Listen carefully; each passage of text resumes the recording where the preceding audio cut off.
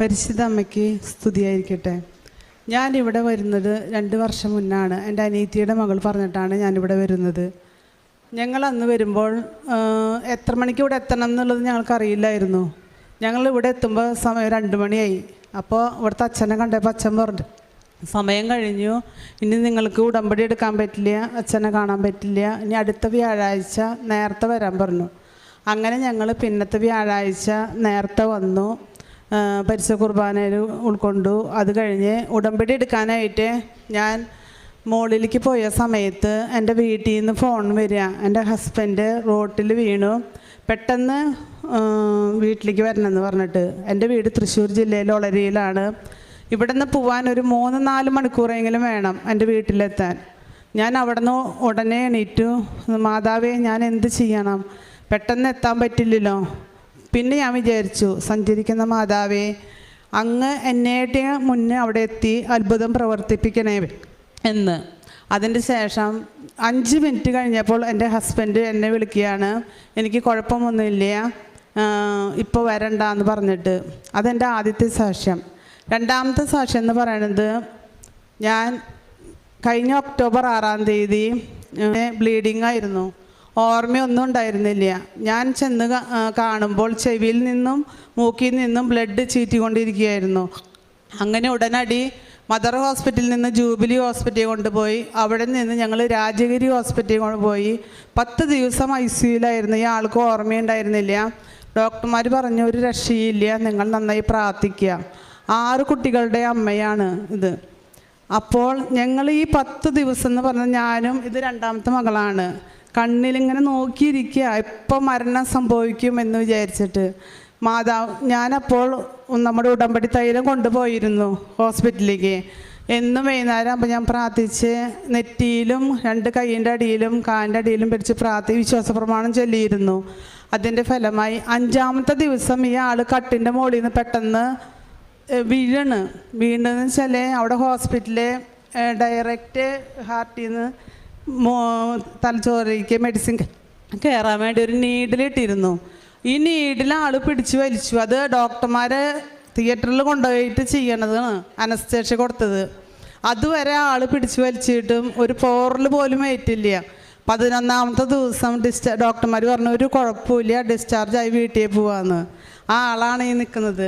ആ ആൾക്ക് വേണ്ടിയാണ് ഞാൻ ഈ സാക്ഷ്യം പറയാനായിട്ട് ഞാൻ മാതാവിനോട് പറഞ്ഞിരുന്നു, ആൾ വരികയാണെങ്കിൽ ഞാൻ ഇവിടെ വന്ന് സാക്ഷ്യം പറയാമെന്ന്. ആ ആളാണ് ഇവിടെ നിൽക്കുന്നത്, ഒരു കുഴപ്പം കൂടാണ്ട്. അതിനിടയിൽ ഡിസ്ചാർജ് ചെയ്ത് വീട്ടിലേക്ക് വന്നതിന് ശേഷം ഞാനൊരു പാതി മയക്കത്തിൽ ഞാൻ പെട്ടിയിൽ കിടക്കുന്നത് ഞാൻ കണ്ടു, വെള്ള വസ്ത്രത്തിൽ പൊതിഞ്ഞിട്ട്. അതിനുടനെ തന്നെ എൻ്റെ അരികിൽ, കട്ടിൻ്റെ അരികിൽ തന്നെ കർത്താവ് താടി ഇതൊക്കെ വെച്ചിട്ട് നന്നായിട്ട് കരുണയിലെ ആ കർത്താവ് എൻ്റെ അരിയിൽ വന്നിരുന്ന് എൻ്റെ നെറ്റത്ത് ഇങ്ങനെ ഒഴിഞ്ഞുകൊണ്ടിരിക്കുക. ഇതൊന്നും എനിക്ക് ശരിക്കും വ്യക്തമായിട്ട് മനസ്സിലായിരുന്നില്ല, എന്താണ് എനിക്കുണ്ടായതെന്നൊന്നും എനിക്കറിയില്ല. എൻ്റെ ഈ മോളാണ് എല്ലാം പറഞ്ഞത്, അമ്മയ്ക്ക് ഇങ്ങനെയൊക്കെ സംഭവിച്ചതാണ് അമ്മ, ഒന്നും അറിയില്ല, ഇതൊക്കെ തിരിച്ചറിവിലേക്ക് എൻ്റെ മോള് പറഞ്ഞു തന്നു.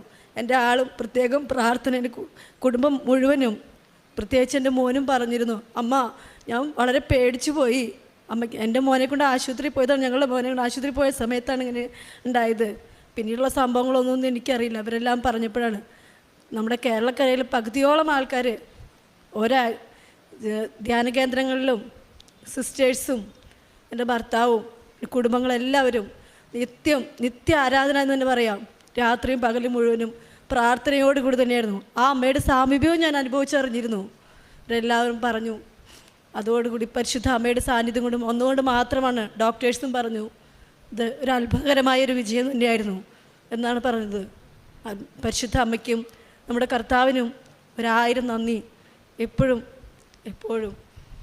രാജഗിരി ഹോസ്പിറ്റലിലത്തെ ഡോക്ടർമാർക്ക് അത്ഭുതമാണ് ഇതെങ്ങനെ സംഭവിച്ചു എന്നുള്ളത്. പക്ഷെ നമുക്കറിയാം, നമ്മുടെ പരിശുദ്ധ അമ്മ അവിടെ ഇടപെട്ടുകൊണ്ട് ആണ് ഈ അത്ഭുതം ഇവിടെ പ്രവർത്തിച്ചതും ഞങ്ങളിവിടെ നിൽക്കുന്നതും. ആ അമ്മയ്ക്ക് ഒരു 1000 കോടി നന്മകൾ നന്ദി പറഞ്ഞുകൊണ്ട് ഞാൻ നിർത്തുന്നു. ഞാൻ ഒരുപാട് പാവങ്ങളെ എന്നെ കൊണ്ടാവുന്ന വിധത്തിൽ സഹായിക്കാറുണ്ട്, ഡ്രസ്സുകൾ കൊടുക്കാറുണ്ട്, ഭക്ഷണം കൊടുക്കാറുണ്ട്. പക്ഷേ ഒരുപാട് പൈസയൊന്നും ഇല്ല ഇപ്പം എൻ്റെ കയ്യിൽ. അതുപോലത്തെ ഒരു സാഹചര്യത്തിൽ ഞാൻ നിൽക്കുന്നത്, എന്നാലും എന്നെ കൊണ്ടാവുന്ന വിധത്തിൽ ഞാൻ സഹായിക്കാറുണ്ട്. കരങ്ങളടിച്ച് നമുക്ക് ദൈവത്തിൻ്റെ നാമം മഹത്വപ്പെടുത്താം. ഈ സഹോദരി പറഞ്ഞതുപോലെ തന്നെ സഹോദരൻ്റെ ഭാര്യയാണ് കൂടെ നിൽക്കുന്നത്. അപ്പോൾ ഒരു റോഡ് ക്രോസ് ചെയ്യണ സമയത്ത് ഒരു ആക്സിഡൻ്റ് ഉണ്ടായി. ഇൻറ്റേർണൽ ബ്ലീഡിംഗ് ആയിട്ട് സിവിയറായിട്ട് ബ്ലീഡിംഗ് ആയിട്ട് ആശുപത്രിയിൽ ആദ്യം മദർ ഹോസ്പിറ്റലിൽ അഡ്മിറ്റ് ആക്കിയെന്ന് പറഞ്ഞു. അവിടെ നിന്ന് സീരിയസ് ആയതുകൊണ്ട് ജൂബിലി മിഷൻ ഹോസ്പിറ്റലിലോട്ടും അവസാനം രാജഗിരി ഹോസ്പിറ്റലിലായിരുന്നു ഈ സഹോദരി എന്നാണ് സാക്ഷ്യത്തിൽ പറഞ്ഞത്. അപ്പോൾ ഡോക്ടേഴ്സ് ഇത്ര ക്രിട്ടിക്കൽ സ്റ്റേജ് ആയതുകൊണ്ട് 10 ദിവസം എന്നാണ് ആയുസ് എന്നാണ് പറഞ്ഞത്. പക്ഷേ നമുക്കറിയാം നമ്മുടെ ദൈവമാതാവ് ഒത്തിരിയേറെ മക്കൾക്ക് വേണ്ടി മധ്യസ്ഥം പ്രാർത്ഥിച്ച് അവരുടെ ഒന്നും മെറിറ്റല്ല, അതായത് ഈ ഉടമ്പടി എന്ന പ്രാർത്ഥനയുടെ ഒറ്റ യോഗ്യതയാൽ കർത്താവിൻ്റെ കൃപ പ്രവർത്തിച്ച് ഒത്തിരിയേറെ മക്കളാണ് ജീവനിലേക്ക് തിരിച്ചു വന്നത്. അപ്പോൾ ഈ സാക്ഷ്യം പറയുന്നവരൊക്കെ തീർച്ചയായിട്ടും തുടർന്നും കൃപാസനത്തെ ദൈവമാതാവ് ചെയ്ത ഈ വലിയ സാക്ഷ്യാനുഭവങ്ങൾ മറ്റുള്ളവരോടും പങ്കുവെച്ച് സുവിശേഷ വേല ചെയ്യാൻ കടപ്പെട്ടവരാണ്. തീർച്ചയായിട്ടും ഈ ലിൻസി എന്ന സഹോദരി നമ്മൾ കൃപാസനത്തിൽ നമ്മൾക്കറിയാം വലിയൊരു അനുഭവം നടക്കുമ്പോൾ അതിൻ്റെ അടുത്ത പടിയെന്നോളം സാധാരണ അവർ ചെയ്യാറ് ഇവിടെ വന്ന് ഉടമ്പടി എടുത്ത ദൈവമാതാവിന് നന്ദി പറയും. അപ്പോൾ ലിൻസി എന്ന സഹോദരിയോട് ഞാൻ ആവശ്യപ്പെടുകയാണ്, തീർച്ചയായിട്ടും ഈ കുടുംബത്തിലൂടെ വലിയ പദ്ധതികൾ ദൈവം ആഗ്രഹിച്ചിട്ടുണ്ട്. അതുകൊണ്ടാണ് ഈ സഹോദരി ഒരു സാഹചര്യത്തിലൂടെയൊക്കെ കടത്തി കൊണ്ടുവന്ന് വലിയ സാക്ഷ്യമായിട്ട് നമ്മുടെ മുമ്പിൽ നിർത്തിയിരിക്കുന്നത്. അപ്പോൾ പരിശുദ്ധ അമ്മയുടെ നേർ സാന്നിധ്യം മൂലം ഈ മകൾക്ക് ജീവൻ തിരിച്ചു കിട്ടിയതിനും അപ്പോൾ ഈ കുടുംബത്തിൽ ലഭിച്ച എല്ലാ അനുഗ്രഹങ്ങൾക്കും ഒരിക്കൽ കൂടി കരങ്ങളടിച്ച് നമുക്ക് ദൈവത്തിൻ്റെ നാമം മഹത്വപ്പെടുത്താം.